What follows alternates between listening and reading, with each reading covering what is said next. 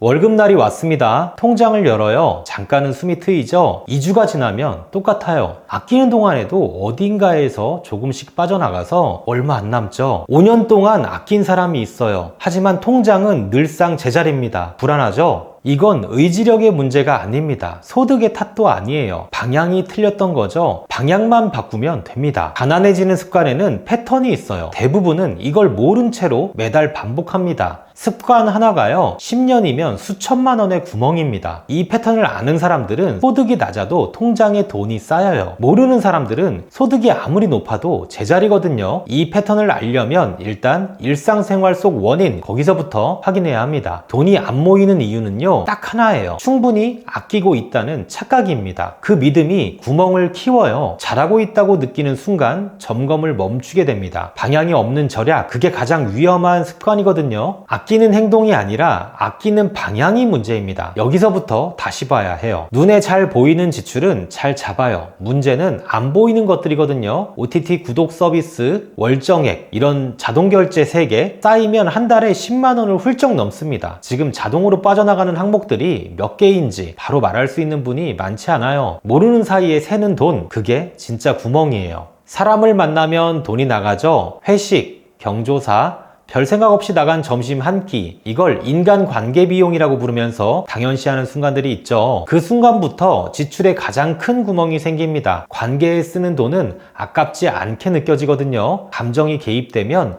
판단이 흐려지는 거예요. 그래서 더 무섭습니다. 아낀다고 생각하면서 사람들 만나는 날은 예외가 되는 거예요. 아끼는데 왜 안 모이는지 이제 조금 보이기 시작하시죠? 잘못된 곳을 아끼고 있던 거예요. 작은 지출은 잡으면서도 매달 자동으로 빠지는 구멍은 당연하게 넘겼습니다. 절약의 방향이 거꾸로였던 거죠. 아끼는 행동은 하고 있었어요. 다만 아끼는 곳이 틀렸거든요. 열심히 했는데 결과가 없던 건 능력의 문제가 아닙니다. 방향의 문제였어요. 사람은 원래 현재의 만족을 크게 느끼게 되어 있어요. 1년 뒤의 저축보다 오늘 배달 음식이 더 강하게 당기는 게 당연한 거죠. 옛말에 티끌 모아 태산이라고 했는데 뒤집어서 생각해보면 티끌 같은 지출이 쌓이면 태산 같은 구멍이 됩니다. 작은 걸 참는 게 어려운 건 약해서가 아니에요. 그냥 그렇게 느끼게 되어 있는 거거든요. 그래서 구조가 필요합니다. 한 달에 한 번 마음 잡아요. 이번 달은 진짜 아낀다. 그런데 다음 달이면 돌아와 있거든요. 의지력이 약해서가 아닙니다. 결심과 실제 행동 사이에 구조가 잘못된 거예요. 결심은 감정이에요. 감정은 오래 못 가죠. 구조는 감정이 없어도 작동을 합니다. 그 차이가 매달 결과를 만들어요. 가계부도 써봤어요. 무지출 챌린지도 해봤죠. 그런데 왜 안 됐을까요? 방법이 나빠서가 아닙니다. 순서가 틀렸던 거예요. 가계부는 지출을 기록하는 도구예요. 근데 구조가 없는 상태에서 기록만 하면 보기만 하고 끝나거든요. 행동이 안 바뀌는 건 당연한 결과입니다. 순서를 바꾸면 같은 도구도 완전히 달라져요. 록펠러라는 이름 들어보셨죠? 한때 세계에서 가장 많은 돈을 가진 사람이에요. 그 사람이 16살 때부터 죽을 때까지 한 가지를 놓지 않았습니다. 10센트짜리 지출도 수첩에 기록하는 것, 부자가 된 뒤에도 멈추지 않았어요. 돈을 쌓은 이유가 바로 그 습관이었거든요. 많아서 기록한 게 아니에요. 기록했기 때문에 많아진 겁니다. 이 패턴에 빠지는 건 특별히 나약한 사람들이 아니에요. 주변을 돌아보면 비슷한 상황에 놓여 있는 분들이 많습니다. 다들 한 번쯤은 그래요. 열심히 살고 있는데 통장이 왜 이러나 싶은 그 느낌, 그게 한두 명의 이야기가 아닌 거죠. 혼자 겪는 문제가 아니라는 걸 알면 조금은 다르게 볼 수 있거든요. 그리고 풀 수 있다는 말도 됩니다. 문제가 무엇인지는 이제 알았어요. 근데 대부분은 이 시점에서 또 한 가지를 놓칩니다. 원인을 알고 나서도 틀린 방향으로 자꾸만 해결하려는 거죠. 그 착각이 뭔지가 진짜 핵심이거든요. 해결책이 없어서 안 되는 게 아니에요. 방향을 잘못 잡아서 계속 제자리인 겁니다. 그 착각을 뒤집는 것, 거기서부터가 달라지는 출발점이에요. 절약만 하면 돈이 모인다. 다들 그렇게 알고 있죠. 근데 그게 틀렸습니다. 아끼는 행동 자체가 문제가 아니에요. 방향 없이 아끼는 것, 그게 문제거든요. 커피값을 참고 배달을 줄여도 통장이 그대로인 이유가 여기에 있습니다. 절약의 방법이 나쁜 게 아니라 절약하는 곳이 잘못된 겁니다. 지금까지의 상식을 한번 뒤집어 볼 필요가 있어요. 소탐대실이라는 말이 있죠. 작은 것을 탐하다가 큰 것을 잃는다는 뜻이에요. 월 200만 원짜리 차 할부는 그대로 두면서 배달비 3,000원은 참는 거죠. 보험비, 통신비, 구독 서비스는 손도 안 대면서 커피 한 잔을 포기하죠. 큰 구멍은 건드리지 않고 작은 걸 조이는 거예요. 아끼는 것처럼 느껴지지만요, 실제로는 제자리입니다. 소탐대실, 이 말이 딱 이 상황이거든요. 돈을 모으는 사람, 돈을 못 모으는 사람, 이 차이는 얼마나 아끼느냐가 아니에요. 어디서 아끼고 어디서 쓰느냐, 그 방향이 다른 거죠. 부자 습관, 가난한 습관이라는 책에서는 이런 말이 나옵니다. 부자가 되려면 부자의 생각과 습관을 배워야 한다. 제대로 배우려면 제대로 된 모델이 있어야 한다. 습관의 방향이 다른 겁니다. 그 방향을 지금 바꿔야 해요. 방향이 바뀌면 일상이 달라져요. 같은 월급, 같은 지출의 규모인데도 한 사람은 매달 100만 원씩 쌓이고 다른 사람은 제자리거든요. 소득의 차이가 아닙니다. 우선순위의 방향이 다른 거예요. 아끼는 행동이 아니라 아끼는 순서의 대상, 그게 결과를 만드는 거죠. 방향이 맞으면 특별한 절약 없이도 통장에 돈이 쌓이기 시작합니다. 지금 그 방향을 보는 거예요. 변동 지출보다 고정 지출이 더 무서워요. 배달 음식은 한 번에 3만 원이지만 매달 자동으로 나가는 것들이 쌓이면 100만 원이 넘거든요. 보험비, 통신비, 차 할부, 구독 서비스, 이런 것들은 건드리지 않으면 영원히 그 자리에 있습니다. 작은 것을 참는 것보다 큰 것 한 번을 설계를 다시 하는 게 더 효율적입니다. 고정지출 구조, 거기를 봐야 합니다. 이제 명확해졌어요. 아끼는데도 돈이 안 모였던 이유, 잘못된 곳을 아끼고 있던 겁니다. 작은 지출은 쥐어짜면서 매달 자동으로 빠져나가는 큰 구멍은 당연하게 받아들였거든요. 그 구멍이 10년을 갉아먹는 거예요. 방향이 거꾸로였습니다. 아끼는 양의 문제가 아니라 아끼는 방향이 문제였어요. 이걸 알고 나면 다음 질문 하나만 남습니다. 워렌 버핏이 이런 말을 했어요. 소비한 후에 남는 것을 저축하지 말고 저축한 후에 남는 것을 써라. 이 한 문장이 방향의 차이를 설명하는 전부입니다. 먼저 쓰고 남기는 게 아니에요. 먼저 빼고 나머지로 사는 거죠. 말은 단순한데 실제로 이 순서로 살고 있는 분들은 많지 않거든요. 그 순서 하나가 통장의 무게를 바꿉니다. 방향이 바뀌는 것, 말이 쉽죠. 실제로 어떻게 하면 되는지가 문제입니다. 당장 오늘부터 쓸 수 있는 방법이 있어요. 구체적인 방법이거든요. 결심 없이도 작동하는 구조, 그걸 만드는 방법입니다. 세 가지예요. 순서가 있습니다. 그 순서를 지키면 됩니다. 첫째는 구조를 바꾸는 것, 둘째는 패턴을 보는 것, 셋째는 구멍을 막는 것이거든요. 이 순서대로 가면 됩니다. 순서를 건너뛰면 안 돼요. 구멍을 먼저 찾으려고 해도 구조가 없으면 다시 세고, 패턴을 보려고 해도 구조가 없으면 기록이 쌓여지질 않거든요. 순서가 전부입니다. 첫 번째 방법부터 보죠. 첫 번째는 가장 단순해요. 근데 대부분 이걸 거꾸로 하고 있거든요. 알고 나면 이걸 왜 몰랐나? 이럴 수 있어요. 복잡한 게 아닙니다. 오늘부터 당장 바꿀 수 있는 거예요. 그런데 이걸 거꾸로 하면 가계부를 써도 소용이 없고 절약을 해도 제자리입니다. 뭔지 보여드릴게요. 가장 기본적인 것부터 시작합니다. 첫 번째 방법은 이거예요. 월급이 들어오는 날 쓰고 남은 돈을 저축하는 게 아니에요. 저축을 먼저 빼고 남은 돈으로만 생활하는 겁니다. 순서 하나가 전부거든요. 이게 전부냐고 느낄 수 있어요. 근데 맞아요. 이게 전부입니다. 근데 이 순서대로 살고 있는 분이 생각보다 많지 않아요. 쓰고 남기는 것과 빼고 사는 것은 결과가 완전히 다릅니다. 왜 이게 효과가 날까요? 통장에 있는 돈은 다 쓸 수 있는 돈이라고 느껴지거든요. 그게 사람이 돈을 인식하는 방식입니다. 먼저 돈을 빼두면 머릿속에서 그 돈은 없던 돈이 됩니다. 없는 돈은 쓸 생각을 안 해요. 결심이나 참을성이 필요 없는 거죠. 구조가 알아서 막아주는 거거든요. 이게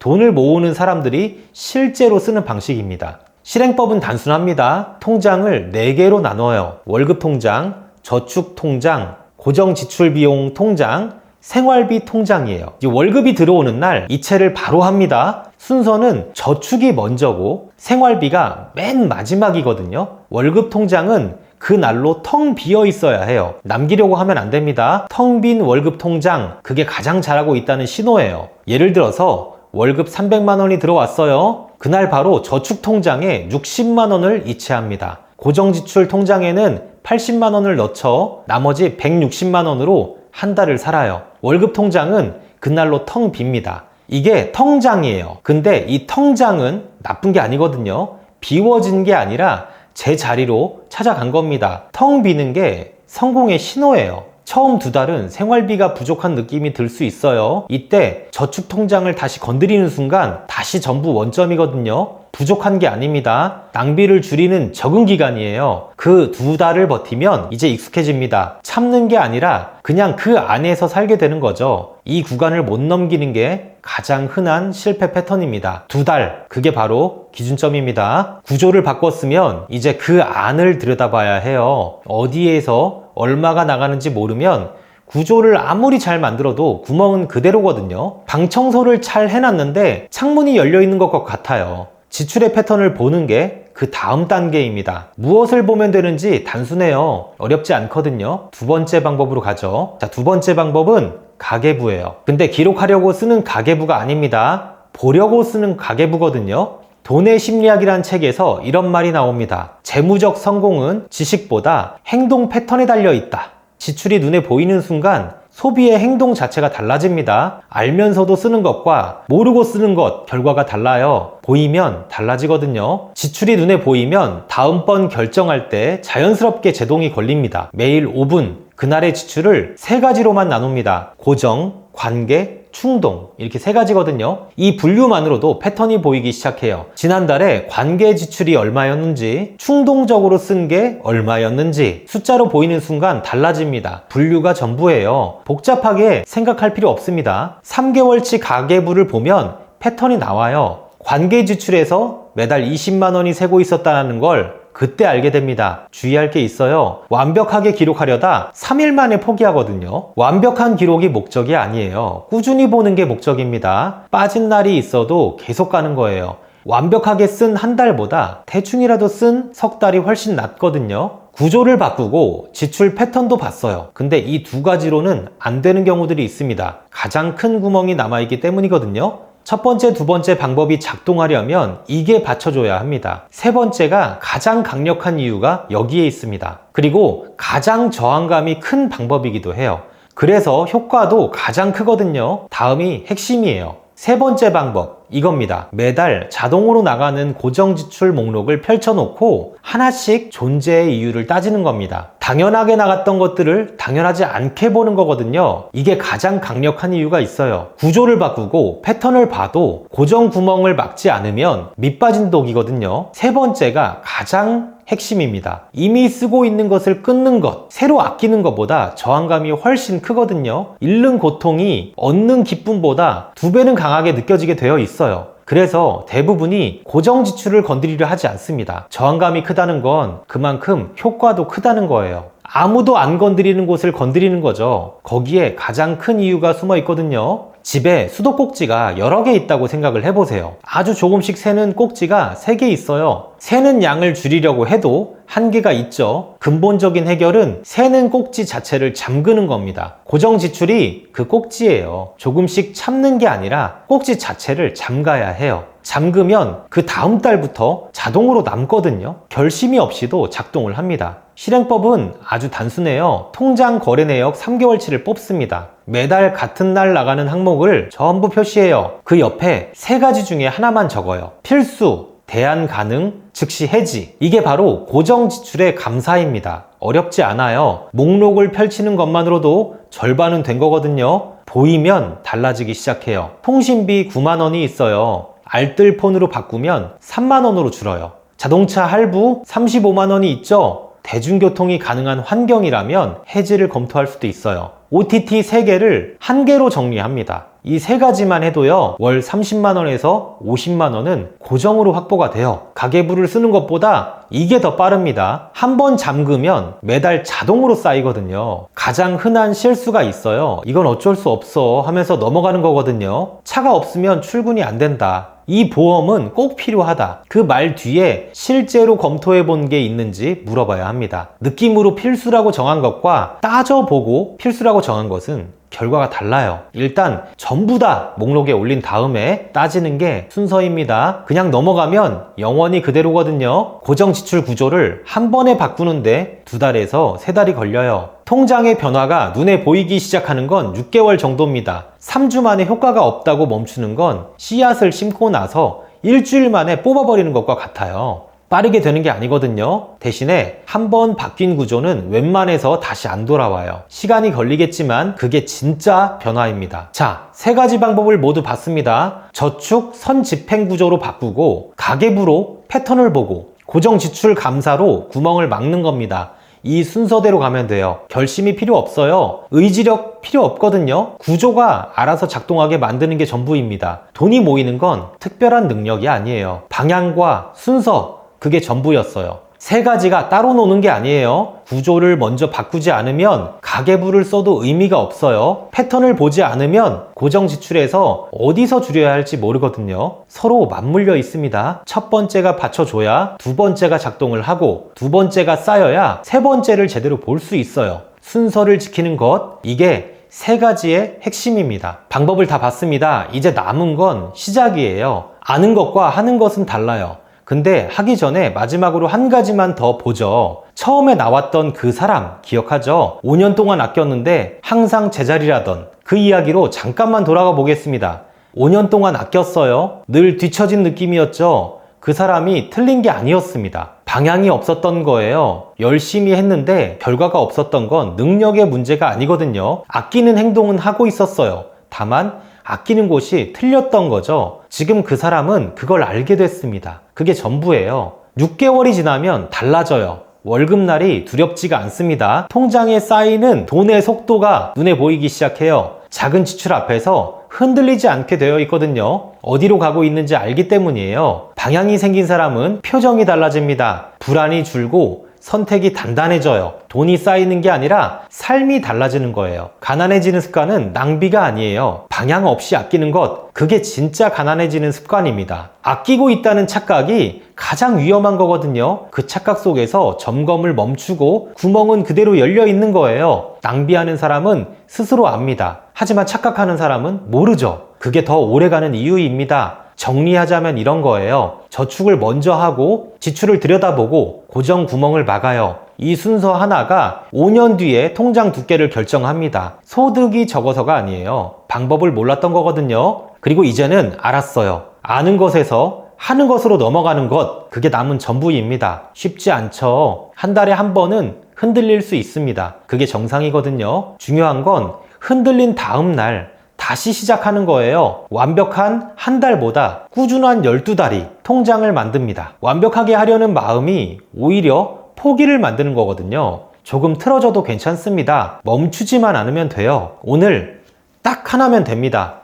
통장 거래 내역 3달치를 열어요. 매달 같은 날 빠지는 항목을 표시해요. 그게 끝이에요. 10분이면 됩니다. 분석하지 않아도 돼요. 이름만 봐도 느낌이 오거든요. 그 목록을 펼치는 것만으로도 이미 시작된 거예요. 첫 걸음이 작아야 합니다. 벤저민 프랭클린이 이런 말을 했습니다. 작은 지출을 조심해라. 작은 구멍이 큰 배를 침몰시킨다. 300년 전에 있는 사람도 알고 있었어요. 문제는 언제나 작은 구멍이었거든요. 작아서 무시하고 당연해서 넘기고 반복돼서 굳어진 거예요. 그 구멍을 보는 것, 그게 시작이고 끝입니다. 오늘 안 하면 다음 달도 못해요. 다음 달도 같으면 내년도 똑같습니다. 딱 오늘 10분이 5년을 바꿔요. 거창한 결심이 필요 없거든요. 통장 하나만 열면 되는 거예요. 그것만으로 달라지기 시작합니다. 방향이 생기면 속도는 따라오거든요. 습관은 하루에 만들어지지 않아요. 하지만 오늘이 없으면 영원히 만들어지지 않습니다. 아끼면서도 제자리였던 건 노력이 부족해서가 아니에요. 방향이 없었던 거거든요. 이제 방향이 생겼습니다. 저축을 먼저, 패턴을 보고 구멍을 막는 거. 이 3가지 순서예요. 단순하지만 이게 실제로 통장을 바꾸는 방법이에요. 오늘부터는 다릅니다. 방향이 바뀌면 됩니다. 거창하지 않아요. 특별한 재능도 필요 없거든요. 오늘 통장 내역 하나 여는 것, 거기서부터 시작입니다. 많이 벌어서 모이는 게 아닙니다. 방향대로 살다 보면 쌓이는 거거든요. 아끼는 것보다 방향이 먼저예요. 그 방향, 이제는 알게 됐습니다. 남은 건 오늘 하루, 오늘이 그 시작입니다.